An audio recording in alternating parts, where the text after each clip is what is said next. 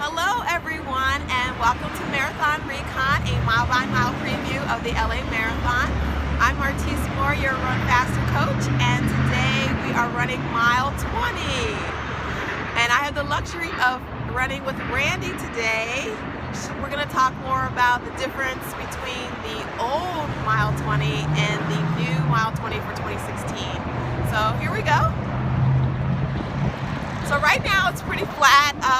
We're turning up Sepulveda, which is where it used to turn before, but instead of turning at the Bad News Bears Park, you want to keep straight.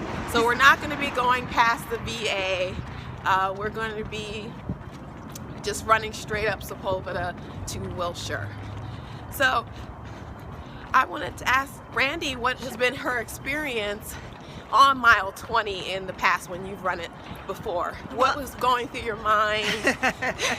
I remember mile 20 because it's right around when you turn at the VA, and that was like the point where, like, as a member of the leggers, they train you to like just get to the VA.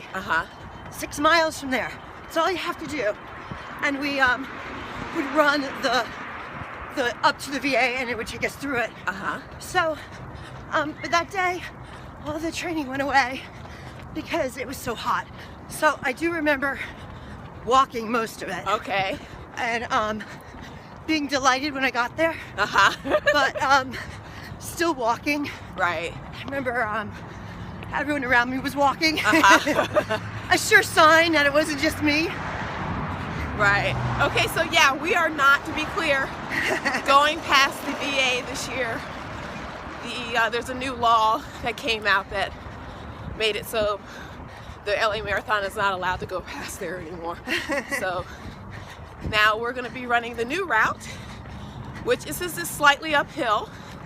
So yeah, it definitely feels like it's a little uphill. It is slightly uphill to Ohio.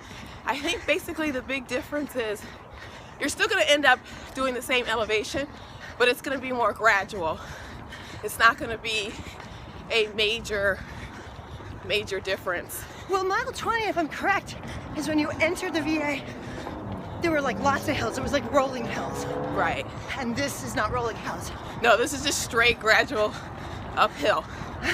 So this is the old street that you would have gone down. Yes. Okay, by the park, by the Bad News Bears Park. But now, what we're going to do instead is we're going to just keep straight. Now, why is that called the Bad News Bears Field? Do you know? Probably after the movie, I would guess. Was it filmed there? Maybe. I like that movie. Yeah. Cute movie. No, I had to look that up. So, things you learn while running. How did you feel in running mile 20? This is kind of, mile 20 is the game changer of the race, really. Yeah. For a lot of people, it's where they start panicking because they probably hit the wall, or they feel like they're gonna hit the wall, and they're not sure they can make it another 6 miles after that. I didn't feel that way. I hit the wall, I think, a little earlier. I think I hit it around mile 17 that year because it was so hot. Maybe I would have just hit it then anyway. Right. I actually remember feeling relief when I got there. Mile 20, I was like, mile 20. Finally. Like, there's only 6 miles to go. I'm in the 20s. I only have a 10K left. Plus, you know, it's all downhill after that. You know, San Vicente is a gradual downhill. So, well, mile 22 is a different story. Yeah, it does go up a little, and then, but yeah, it definitely, to me, felt like a relief. I didn't hit the wall. So, I'd already hit it. I do remember that they had, I don't know if they'll have it this year, but within the VA, they had like fire hydrants and the firemen hosing everyone down, which is fabulous. Well, hopefully they will have it out here instead. Yeah. I guess we'll find out on race day. It was like a party when you got in there. I think because it was enclosed. So it will probably feel different. Yeah, so a lot of people will miss running past the VA this year. So, but you'll be able to see it from Wilshire when we get up to Wilshire. But yeah, you won't be actually running through there anymore. So. I will say this is not nearly as scenic Yeah. As this old mile, it's kind of ugly. Yeah, it's definitely nothing to really see here. There's a lot of trucks. But there's a long stretch, I remember, starting from Santa Monica, Uh-huh. after you get out of Beverly Hills, where there's not a lot to look at. Uh-huh. There are people, though, out cheering. I do remember that. Uh-huh. Lots of just individual groups. So this year you're not running the LA Marathon due to an injury. Yeah. But when you do train for the marathon, who have you trained with? The LA Leggers was my training group when I ran it 2 years ago. So that 2013 Uh-huh. was the year I ran. No, 2014. Uh-huh. 2014 was the year I ran. And they're an amazing group of runners and based in Santa Monica. Okay.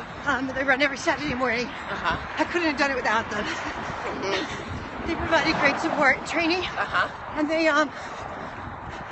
they were so much support from them on the day of the race. Right. It was really wonderful. Uh-huh.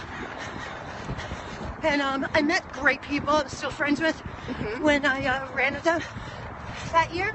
Uh-huh. And just great. It was the way to go for me to run a marathon. Right. I had to run half marathons on my own, Uh-huh. but this was the first time I was running a marathon, and I didn't know how I was going to get past Right. 15, mile 15 in my head. Uh-huh. Yeah. It's really important to run with other people, especially on those long runs. Yes. So you're not just alone Yeah. with you and your thoughts.